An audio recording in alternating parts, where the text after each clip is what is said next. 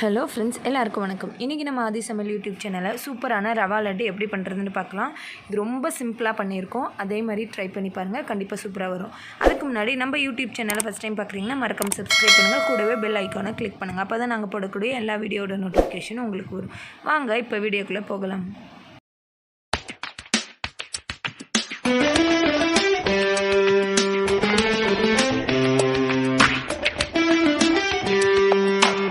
ரவா லட்டு பண்ணுறதுக்கு ஒரு வானலில் 2 கப் அளவுக்கு நான் ரவை எடுத்துக்கிறேன்.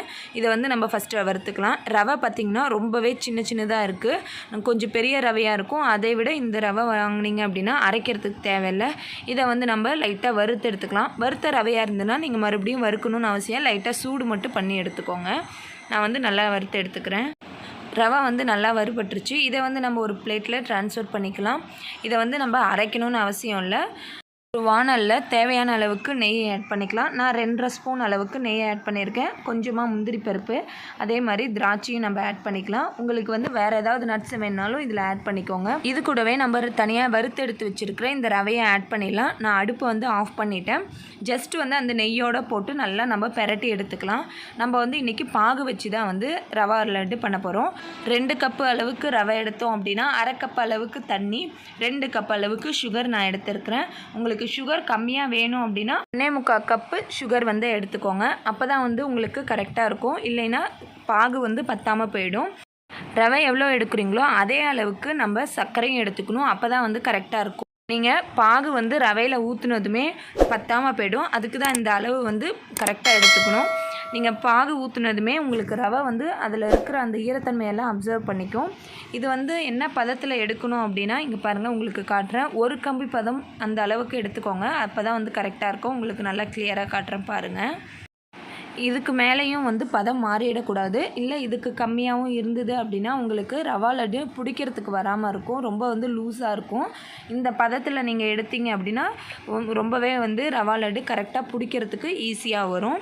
1 கம்பி பதத்துக்கு மேலேயும் போயிடக்கூடாது, அதுக்கு கீழேயும் இருக்கக்கூடாது. நம்ம அடுப்பை ஆஃப் பண்ணிவிட்டு இதில் ஏலக்காய் தூள் ஆட் பண்ணிக்கலாம். இதை நம்ம நல்லா மிக்ஸ் பண்ணி விட்டுறலாம்.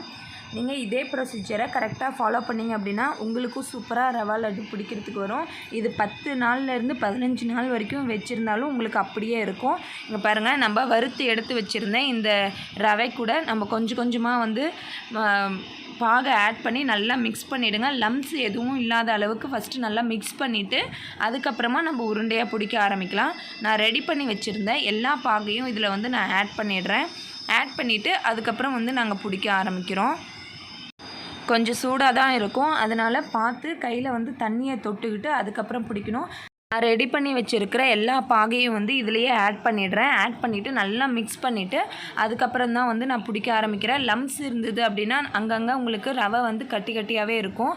இப்போ கொஞ்சமாக தளதளன்னு இருக்க மாதிரி தான் இருக்குது. ஆனால் உங்களுக்கு ரவை இந்த பாகு எல்லாத்தையும் நல்லா அப்சர்வ் பண்ணதுக்கப்புறம் பார்த்தீங்க அப்படின்னா நல்லா டைட் ஆகிடும். அதனால் நீங்கள் பயப்படணுன்னு அவசியம் இல்லை. இங்கே பாருங்கள், உருண்டை பிடிச்சி காட்டுறோம்.